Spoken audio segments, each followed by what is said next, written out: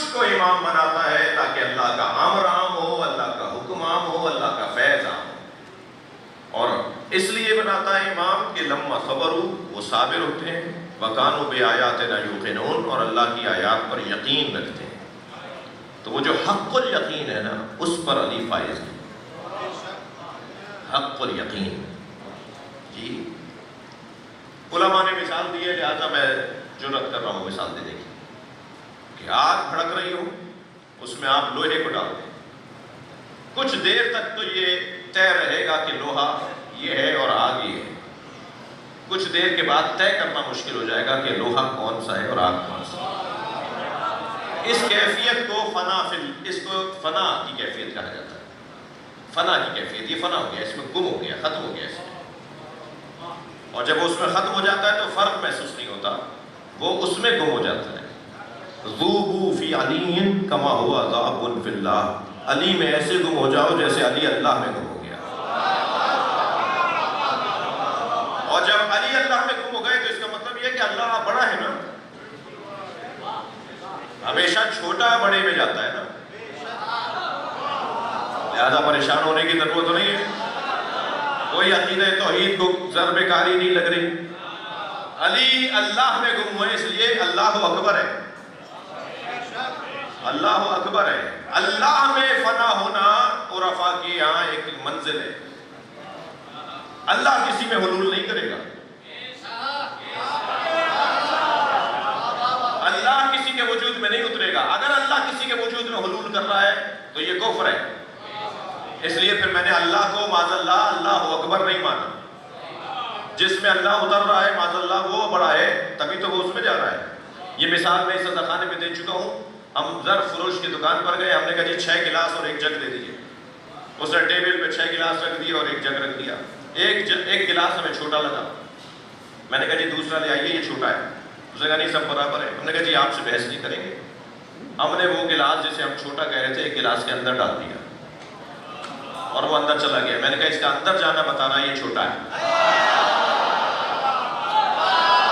بھائی سلوات پڑھ لیں محمد و آل محمد۔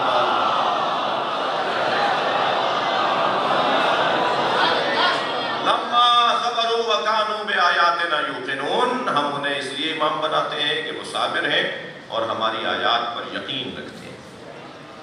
آیت کا ترجمہ اور مختصر سی تفسیر کو یہاں آج کی مجلس کے لیے کافی جانا جائے، اور اس آیت کا ایک مصداق وہ ہے جسے علی ابن موسیٰ الرضا علیہ السلام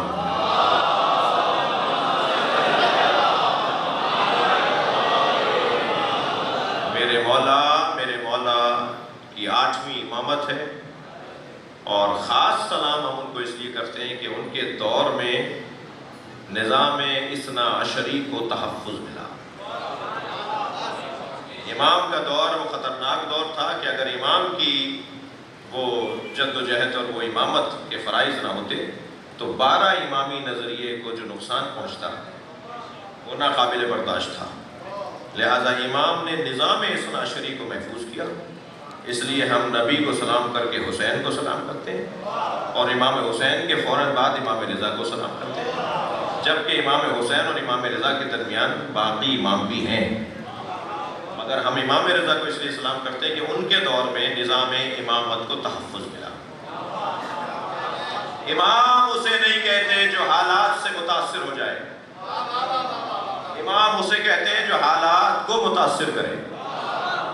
امام کو خراسان لے گئے تھے یہ سوچ کر کہ ہم انہیں محدود کر دیں گے، ہم ان کو نظارت رکھیں گے، یہ ہمارے سامنے رہیں گے اور کوئی تحریک کوئی جد و جہد ہمارے خلاف نہیں اٹھا سکیں گے، کچھ نہیں کر سکیں گے۔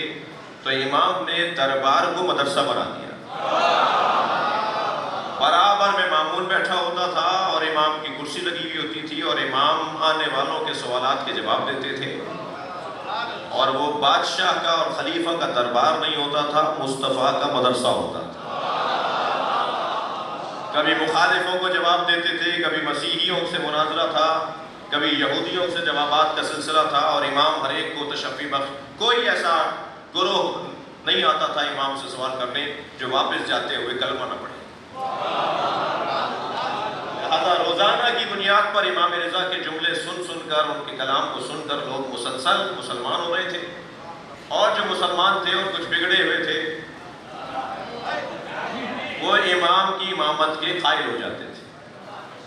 بڑی طویل داستانیں ہیں، بہت ہی عمدہ مثالیں ہیں، اور مولا علی کی ولایت پر اور مولا علی کی امامت کے اوپر گفتگو ہوتی تھی۔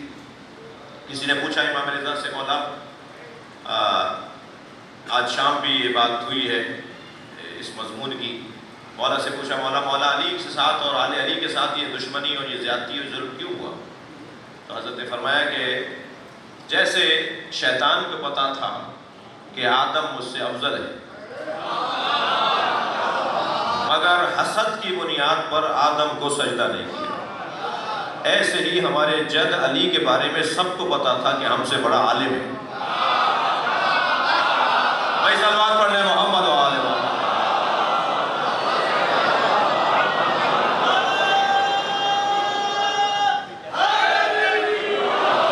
اگر حسد کی بنیاد پر ہمارے جد علی کی امامت کو قبول نہیں کیا گیا، لہذا ایک شخص آ کے کہنے لگا کہ آپ اس بات کے قائل ہیں کہ اللہ ہر شے پہ قدرت رکھتا ہے۔ حضرت نے فرمایا لا ریب ان اللہ علی کل شیء قدیر، اللہ ہر شے پہ قدرت رکھتا ہے۔ 2 قدم آگے بڑھ کر جیب سے مرغی کا انڈا نکالتے ہوئے مولا کے سامنے رکھا اور کہا کہ اگر اللہ ہر شے پہ قدرت رکھتا ہے تو اس انڈے میں دنیا کو ڈال سکتا ہے؟ امام نے فوراً اس سے سوال کیا تو کرتا کیا ہے؟ سوال کر کے اس کا معیار فہم جانچنا چاہتے ہیں۔ لوگوں سے ان کی عقل کے مطابق بات کرو۔ جو اس فارمولے سے ہٹ کر گفتگو کرتے ہیں نا، وہ بات بھی ضائع کرتے ہیں اور سامنے والے کو اپنا دشمن بھی بنا لیتے ہیں۔ لہٰذا امام نے سوال کیا تو کرتا کیا؟ کہنے لگا بڑھئی ہوں، نجار، کارپینٹر ہوں، کھاتی ہوں، میرا کام لکڑی سے چیزیں بنانا ہے، تخت بناتا ہوں، ممبر بناتا ہوں، کرسی بناتا ہوں۔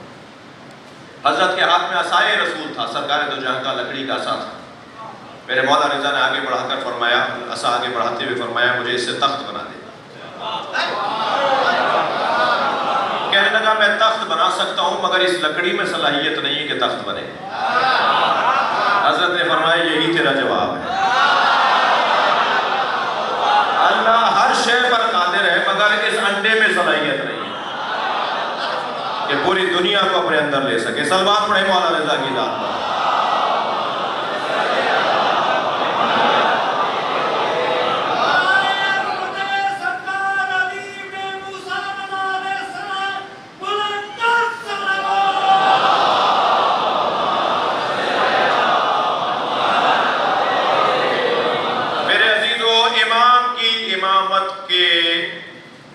دور میں ایک حساس اور امتحان آفرین موڑ آیا اور وہ تھا ولی عہدی کی قبولیت۔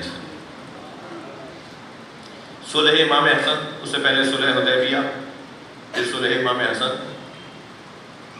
حاکمین کا مسئلہ قدر مختلف ہے،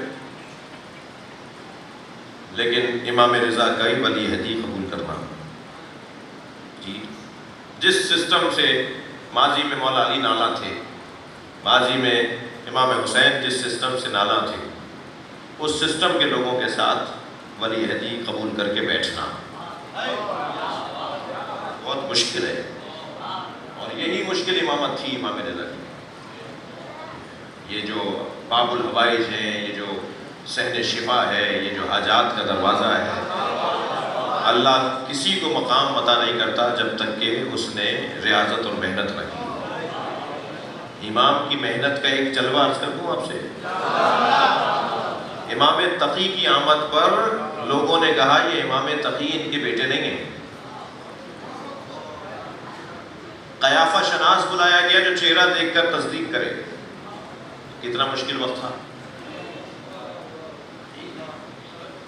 اور یہ جو اعتراض کر رہے تھے یہ کسی اور خیمے کے لوگ نہیں تھے، یہ اعتراض کرنے والے اسی خیمے کے لوگ تھے۔ کتنا مشکل وقت تھا، جو اس مشکل وقت کو گزار دے اللہ کی مرضی کی خاطر، وہ رضا کہلاتا ہے۔ اور پھر جب وہ رضا ہو جائے، اللہ کی مرضیوں کا حامل ہو جائے، تو پھر اس کے دروازے پر حاجتیں پوری ہوں گی، پھر لوگ وہاں سے شفا لے کر آئیں گے۔ میں نے خود اپنی آنکھوں سے سینکڑوں تو نہیں کہہ سکتا، دسیوں معجزے میں نے اپنی آنکھوں سے دیکھے۔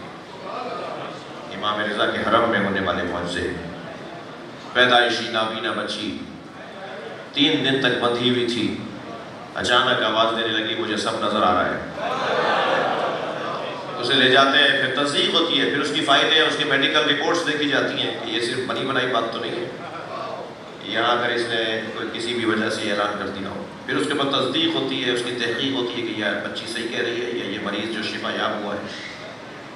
ویل چیئر کے اوپر اپاہج مریض کو لا کے رکھا گیا، 2 دن تک بندھا رہا، اور پھر فوراً آواز دی کہ میرا ہاتھ کھولو، میں اٹھ رہا ہوں، اور اٹھتے ہوئے چلتے ہوئے سبیل تک گیا، پانی پیا، پورے صحن میں چکر لگانے لگا۔ پوچھا کیا ہوا تھا؟ کہا امام رضا اندر سے باہر آئے تھے اور مجھے کہا کھڑے ہو جاؤ، جاؤ اپنے پیروں سے چل کے جاؤ۔ یہ معجزات، میرے پاس وہ کہان اخبار کی کٹنگ ہوگی جو ایران کے بڑے اخباروں میں ایک اخبار ہے، فارسی اخبار ہے، کہ مشہد کے ایک مذبح میں ایک اونٹنی کو نہر کر رہے تھے، اس نے اپنا گھٹنا چھڑایا اور مذبح سے دوڑی بھاگی، اور خراسان کے مشہد کے شاہراہوں پر ہوتی ہوئی اس کے پیچھے پیچھے اس کے مالک اور قصائی اس کے پیچھے پیچھے بھاگ رہے تھے، اور بھاگتی بھی مختلف رستوں سے ہوتی ہوئی حرم امام رضا میں آ گئی، اور بالکل اس جالی کے سامنے گھٹنے ٹیک کے بیٹھ گئی جہاں مریضوں کو وہاں شفا ملتی، اور مسلسل اس کی آنکھوں سے آنسو جاری تھی۔ وہاں موجود علماء سے پوچھا کہ کیا حکم ہے، اب کیا کریں؟ کہا اس نے خود کو امام رضا کی ضمانت میں دے دیا ہے، لہٰذا اسے نہر نہیں کرو۔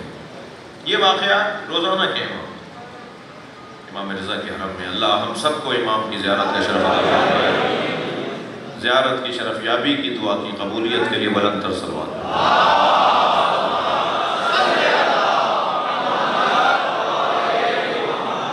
مکمل طور پہ یہ وبا ختم ہو جائے، اس دعا کی قبولیت کے لیے صلوات۔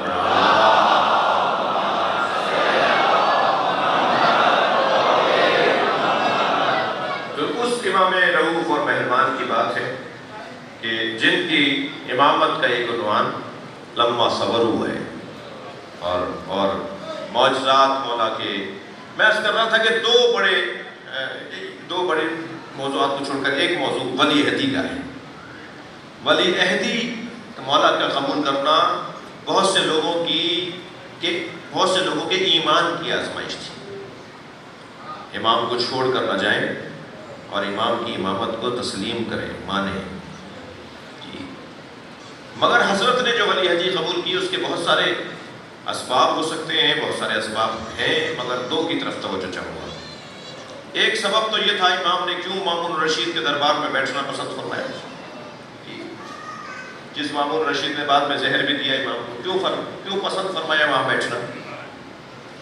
وہ والی گفتگو تو بہت مشکل سے ہضم ہو پاتی ہے، سمجھانا مشکل ہوتا ہے، سمجھنا مشکل ہوتا ہے کہ امام سے کہا کہ اگر آپ قبول نہیں کریں گے تو ہم آپ کو مار دیں گے، تو بعد میں بھی تو مار دیں گے، مگر یہ والی گفتگو میں نہیں کروں گا۔ لیکن امام نے جو تسلیم کیا اس کے 2 سبب تھے۔ ایک سبب یہ تھا کہ نئے نئے مسلمان ہو رہے تھے لوگ، اور نوبارد مسلمانوں کو اسلامی عقائد سے آشنائی نہیں تھی، لہٰذا امام نے اسلامی عقائد، توحید، نبوت، امامت، قیامت اور اس سے جڑے ہوئے 50 اور عقائد، ان سب کی وضاحتیں کی، لوگوں کو صحیح اسلامی عقائد سے آشنا کیا۔ ایک ہلکی سی بات اشارتاً عرض کروں گا کہ ہمیں جب کسی ایسی مجلس پڑھنے کے لیے بلایا جاتا ہے جہاں ہر دوسرا بندہ 17ویں گریڈ کا افسر، کوئی جنرل صاحب بیٹھے ہوتے ہیں، کوئی بریگیڈیئر صاحب بیٹھے ہوتے ہیں، کوئی کرنل صاحب بیٹھے ہوتے ہیں، بعض جنرلوں کے یہاں بھی مجلس کے لیے میرا جانا ہوتا ہے، یہ ججز کے یہاں بھی مجالس کے لیے جانا ہوتا ہے، ہائی کورٹ کے جج ہیں جی، اور بہت مضبوط جج ہیں، ان کے گھر کی مجلس سے بس میں جا رہا ہوں، بعض سیاستدانوں کے، مشہور مختلف پارٹیوں کے سیاستدانوں کے یہاں کی مجلس کے لیے جانا ہوتا ہے، تو بعض لوگ ہم پر ایک شبہ ڈالتے ہیں کہ بھائی یہ تو اب کیا ایک لفظ بولتے ہیں انگریزی میں، یہ تو اب وہ جو ہے نا وہ بڑے لوگوں کی مجلس پڑھتے ہیں اور پیسے والوں کی مجلس پڑھتے ہیں۔ اس سے غرض نہیں، غرض میرا جو شوق ہوتا ہے یا میں جو دلچسپی رکھتا ہوں وہ اس کا سبب یہ ہوتا ہے کہ یہ وہ طبقہ ہے کہ جو بولنے کے عادی ہیں، سننے کے عادی نہیں۔ عادت ہی نہیں ہے ان کی ذمہ داریاں، ان کی کرسی، ان کے نیچے سینکڑوں لوگ ماتحت ہوتے ہیں پوری ٹیموں میں کے اندر، ٹیم اور پھر معلوم ہے جی سربراہ ہیں وہ اپنے ادارے کے، تو ان کے آگے مجال ہے کسی کی کیوں بولے، خاص طور پہ وہ جو ان کے ذریعے سے تنخواہ لیتا ہو، مجال ہی نہیں، تو ان کو عادتاً بولنے کی عادت ہو جاتی ہے بولنے۔ اب ایسے افراد جو بولنے والے ہوں، انہیں اگر کچھ سنا دیا جائے